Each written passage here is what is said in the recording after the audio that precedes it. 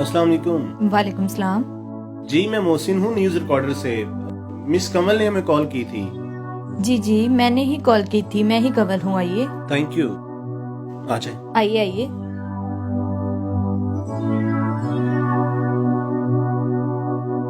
जी आप बता रही थी कि आपका शौहर आपको मारता है, पीटता है, गाली गलौज करता है, गुस्सा करता है।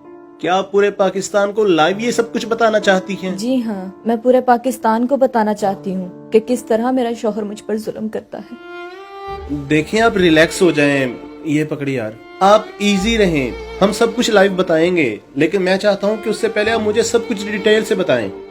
तंग आ चुकी हूँ इस जिंदगी से, थक चुकी हूँ इस रिश्ते को निभाते निभाते। मर्द बहुत जालिम चीज है, बहुत जालिम है ये मर्द। मेरी शादी को 6 साल हो चुके हैं। पहला साल तो सब कुछ ठीक ठाक चलता रहा, मगर अचानक ही इनको पता नहीं क्या हो गया, मैं इन्हें बुरी लगने लग गई। आप परेशान ना हो, हम आ गए हैं ना, अल्लाह बेहतर करेगा।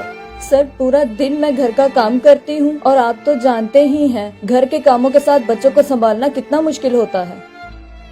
पूरा दिन की थकी हारी, और जब शोहर घर पर आता है तो आते ही रोब जमाना शुरू कर देता है। अगर कभी खाना थोड़ा सा लेट बन गया तो उस पर झगड़ा शुरू कर देता है, उस पर लड़ना शुरू कर देता है। और अगर कभी गलती से कपड़े लेट वॉश हो जाए तो उसकी वजह से थप्पड़ मारना शुरू कर देता है। सर अब भला आप ही बताएं, मैं उनकी शर्ट प्रेस करना भूल गई, उस पे चिल्लाना शुरू कर दिया, उस पर झगड़ना शुरू कर दिया। मैं बीवी हूँ उनकी, गुलाम नहीं जो टके टके की बातें सुनूं मैं। सर मैं पढ़ी लिखी लड़की हूँ, मैं इस जमाने की लड़की हूँ, मैं यूं गुलामी की जिंदगी नहीं जी सकती। अब बताएं अब चाहती क्या है? सर मुझे इस शख्स से तलाक चाहिए, अब मैं एक पल भी नहीं रह सकती इसके साथ। और बच्चों का क्या करेंगी? पाल लूंगी बच्चों को भी मैं खुद ही। वैसे आपके शौहर करते क्या हैं? जी वो मेडिकल स्टोर पे काम करते हैं। ले आ ही गए हैं। कौन हो भाई तुम, और मेरे घर में क्या कर रहे हो? मैंने ही बुलाया इन्हें। मैं तो एक जर्नलिस्ट हूँ, लेकिन तुम जो अपनी बीवी पे जुल्म करते हो ना, उसने जिंदगी से हार कर आखिरकार हमें बुला ही लिया। कैसे मर्द हो तुम? तुम्हें शर्म नहीं आती अपनी बीवी को गाली गलौज करते हुए, उसे थप्पड़ मारते हुए?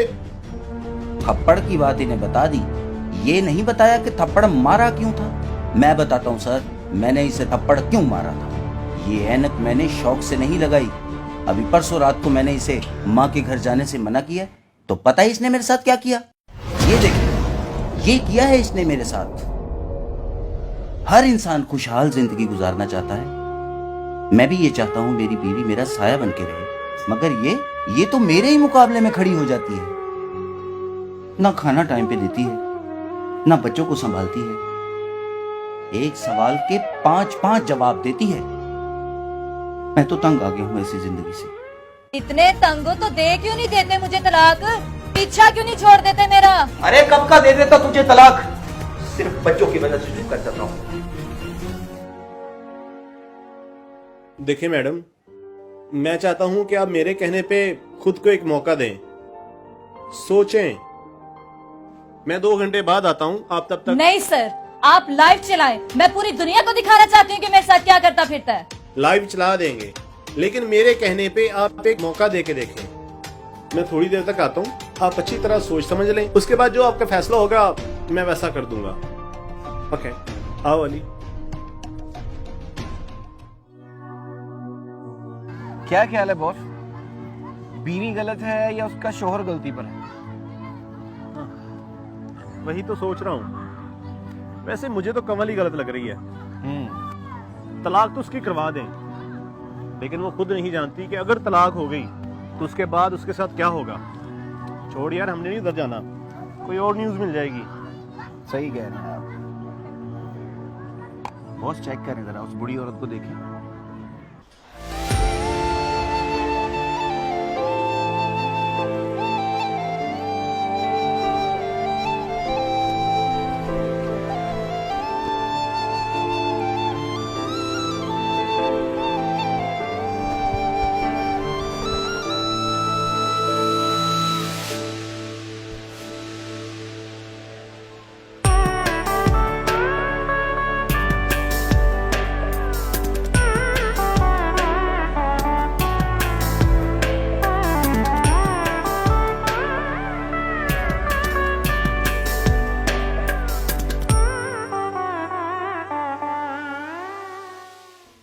क्या कर रही?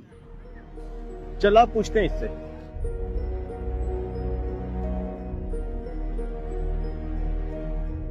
भाई एक बात तो बताइए, वो जो औरत बैठी है वो क्या कर रही है अकेली बैठी? वो पागल तो नहीं? वो बुढ़िया हाँ जी। यार, इसका शोहर इससे बहुत प्यार करता था। हाँ। ये दोनों कभी कभार यहाँ आके आइसक्रीम खा के चला जाया करते थे। अब इसका शोहर 2 साल पहले फौत हो गया, अच्छा, तो अब ये कभी कभार उसकी याद में यहाँ आइसक्रीम खा के चली जाती है। क्या ख्याल है बॉस? इंटरेस्टिंग स्टोरी लगती है। इंटरव्यू ना हो जाए? चला इसका इंटरव्यू करते हैं, छोड़ उसे।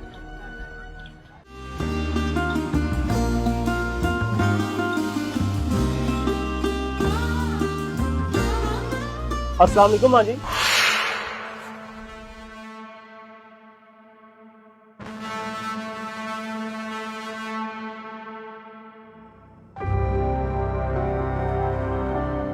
माँ जी, हम न्यूज रिकॉर्डर की तरफ से आए हैं। हमें पता चला है कि आपके शोहर आपसे बहुत प्यार करते थे। अब हम आपका इंटरव्यू कर सकते हैं? हाँ हाँ बेटा, आ जाओ, बैठो। या माइक मुझे दे, कैमरा लगा। माँ जी, आपने अपने शोहर के साथ शादीशुदा जिंदगी कितने साल गुजारी? 50 साल बेटा। 50 साल। और इसमें आपका झगड़ा कितनी बार हुआ? एक बार भी नहीं हुआ। क्या एक बार भी झगड़ा नहीं हुआ? इनका झगड़ा हुआ नहीं और उनका झगड़ा रुकता नहीं। क्यों ना मैं माँ जी का इंटरव्यू उनके सामने करूं, ताकि वो माँ जी से कुछ सबक हासिल करें। माँ जी, अभी हम एक जगह से इंटरव्यू करके आए हैं। उनके घर में लड़ाई ही नहीं खत्म होती। लड़की अपने शोहर से तलाक मांग रही है। आपकी 50 साल शादीशुदा जिंदगी में एक बार भी झगड़ा नहीं हुआ। मैं चाहता हूँ अगर आपका मैं यही इंटरव्यू उनके सामने करूँ, तो शायद वो लड़ना कम कर दें, उनके झगड़े खत्म हो जाए। हाँ ठीक है बेटा, ले चलो मुझे उनके पास। अगर मेरे कहने से किसी का घर बस जाए तो भला मेरे लिए इससे ज्यादा खुशी की बात और क्या हो सकती है। अली, तू इनको गाड़ी तक ले चल, मैं उनको कॉल कर लूँ।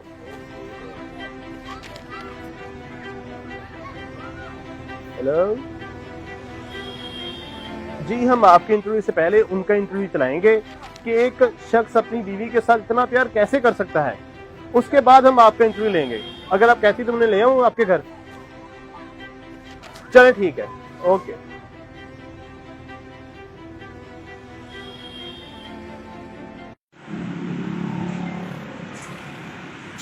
हाँ अली, सब रेडी है? Ready boss. करूं स्टार्ट? यस। ओके जी। माँ जी, आप मुझे अब बताएं, आपने अपने शौहर के साथ 50 साल खुशहाल और पुरसकून जिंदगी गुजारी है। इसका राज क्या है? क्या आपके पास बहुत मालो दौलत थी, या आप पढ़ी लिखी थी, या आप खाना बनाने में बहुत माहिर थी? देखो बेटा, शादीशुदा पुरसकून जिंदगी का दारोमदार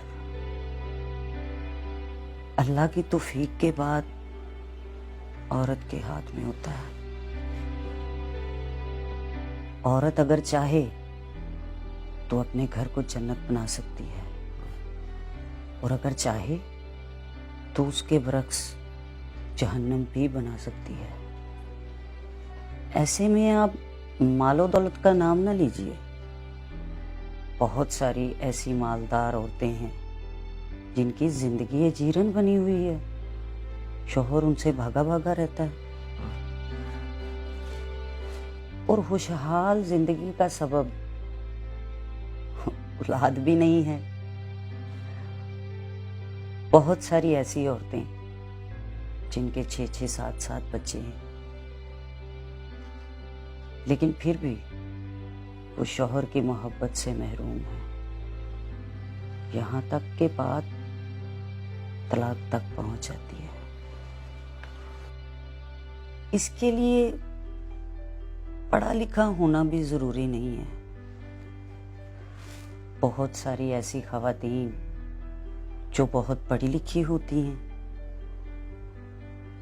अक्ल, समझ बूझ और आला से आला तरीन खाने बनाने में भी माहिर होती हैं। दिन दिन भर नए नए खाने बनाती रहती हैं, लेकिन फिर भी उन्हें शौहर की बदसलूकी की शिकायत रहती है। तो फिर इसका राज क्या है? क्या आपके शौहर ने आपके साथ कभी भी बदसलूकी नहीं की?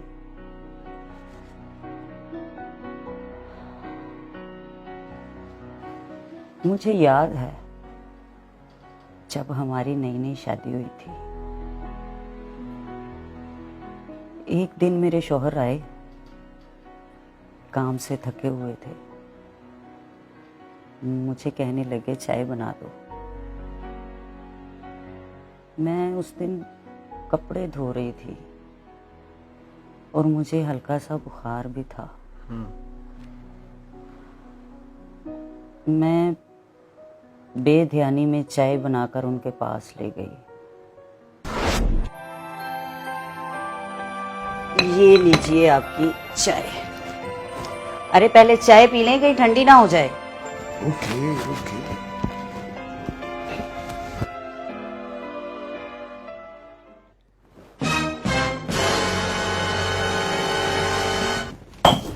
तुमको समझ क्यों नहीं आती?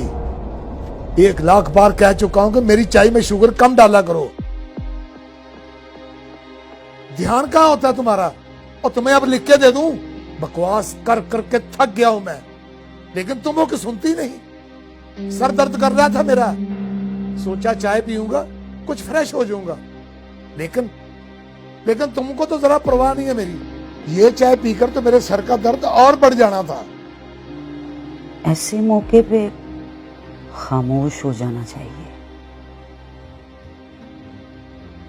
बाज़ ख़वातीन खामोश तो हो जाती हैं, लेकिन उनकी खामोशी में तमस्खर का अंसर होता है, उससे बचना चाहिए। समझदार आदमी उसे फौरन भांप लेता है। ऐसे मौके पे मैं कमरे से बाहर नहीं जाती थी, खामोशी से कमरे में ही खड़ी रहती थी, ताकि उन्हें ये ना लगे कि मैं उनसे जान छुड़वा रही हूँ या मैं उनकी कोई बात नहीं सुनना चाहती। मैं तब तक वहां बैठी रहती जब तक वो बिल्कुल पुरसुकून नहीं हो जाते थे। उनकी किसी बात की मुखालफत नहीं करती थी, और जब वो पुरसुकून हो जाते थे तब मैं कमरे से बाहर जाती।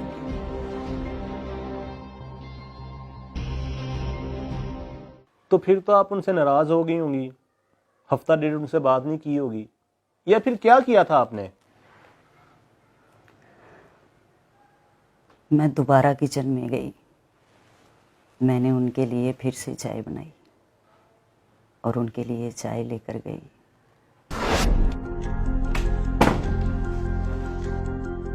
ये देखें, मैं आपके लिए दोबारा चाय बना लाई हूँ।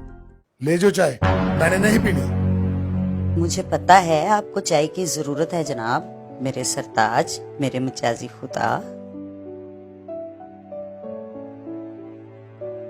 आपके सर में दर्द था तो मुझे पहले बताते, मैं दूध गर्म करके ले आती। आप ना अपना बिल्कुल ख्याल नहीं रखते। एक मैं भी पागल ही हूँ, पहले आपके सर में दर्द था, ऊपर से मैंने आपका मूड खराब कर दिया।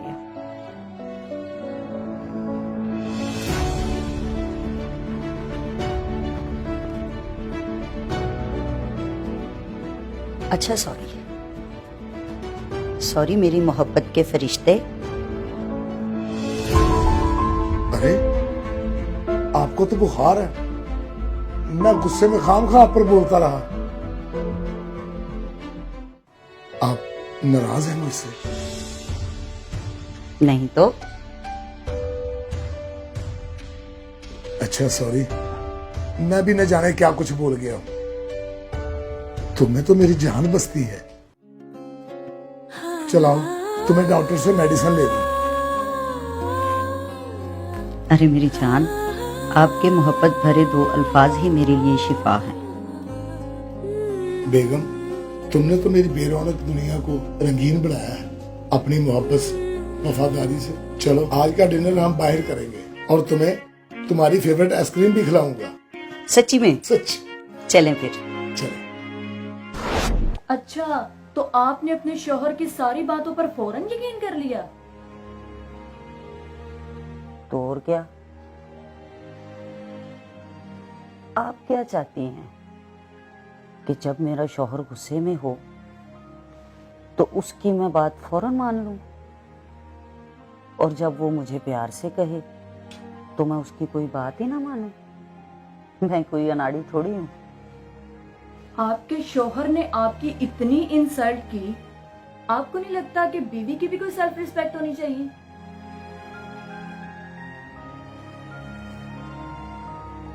पहली बात तो ये कि मेरी इज्जत नफ्स उसी वक्त है जब मेरा शौहर मुझसे राजी हो और मेरी शादीशुदा जिंदगी खुशहाल हो। और दूसरी बात ये कि मियाँ बीवी में इज्जत नफ्स नाम की कोई चीज होती ही नहीं। जब शौहर और बीवी एक दूसरे का लिबास हैं तो फिर कैसी इज्जत नफ्स, कैसी अना, कैसा गुरूर, कैसी नाराजगी। एक लम्हे के लिए सोचो, अगर मैं गुस्सा करती, लड़ती झगड़ती, तो आज यूं आप लोगों के सामने खुशहाल जिंदगी का राज ना बताती। बेटी, अगर घर बसाना हो तो सब्र करना चाहिए, और अगर घर को जन्नत बनाना हो तो खुद को हम सफर के रंग में ढाल लेना चाहिए। बेटी, याद रखना, शादी एक बार ही होती है, दूसरी बार तो सिर्फ समझौता होता है, और रिश्ते निभाने का मौका भी सिर्फ एक बार ही मिलता है। मुझे ये बताओ कि शादी तो तुम कर लोगी, लेकिन इस बात की क्या गारंटी है कि तुम वहां भी खुश ही रहोगी? बेटी, वहां भी सब कुछ तुम्हारे हाथ में ही होगा, और यहां भी तुम्हारे हाथ में ही है। इसलिए एक दूसरे को माफ करके नए सिरे से जिंदगी को शुरू करो, जिस तरह से मैंने तुम्हें बताया है। खुशहाल जिंदगी का राज, अगर मेरी इन बातों पे अमल करोगी तो देखना, एक दिन तुम लोग भी खुशहाल जिंदगी गुजारोगे मेरी तरह। जाओ और मना लो एक दूसरे को।